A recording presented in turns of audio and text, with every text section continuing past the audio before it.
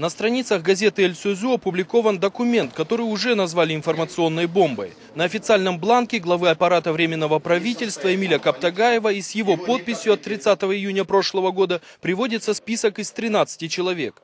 От имени властей они направляются на юг для организации гуманитарной помощи. Глава группы – правозащитница Тактаим Умиталиева. В ее составе Эдиль Абдрахманов. Этот человек сейчас находится в СИЗО Госкомитета нацбезопасности. Он подозревается в совершении теракта у Дворца спорта в Бишкеке, подготовке еще нескольких акций такого рода в столице. Причем, по информации ГКНБ, он уже в этом сознался. Бакыт хотел сходить проверить, когда люди подальше стояли. Когда людей пока никого, подальше были наряд. И когда он отошел метров, не знаю, 50, может, он мне повернулся и сказал: нажимай. Как сообщает газета, по обвинению в подготовке терактов в СИЗО содержатся еще 6 из опубликованного списка. Каким образом такие люди могли попасть в утвержденный главой аппарата Временного правительства документ?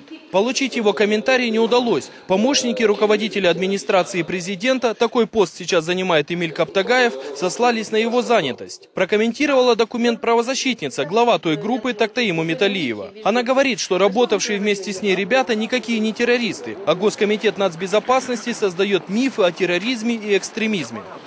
Террористов нету, но есть игра в борьбу с терроризмом и экстремизмом для получения международной грантовой поддержки, это первое.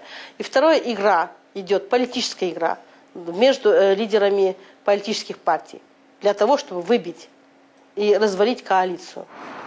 От комментариев отказались и в кабинете нацбезопасности. В то время член Временного правительства, ныне депутат парламента Исмаил Исаков считает, что чекисты зря кого-то задерживать не будут. И заявление о том, что молодых людей заставили сознаться в том, что они не делали, беспочвенно. СМБ специально делать не будут, потому что не даст партии, не даст депутаты и общество не даст.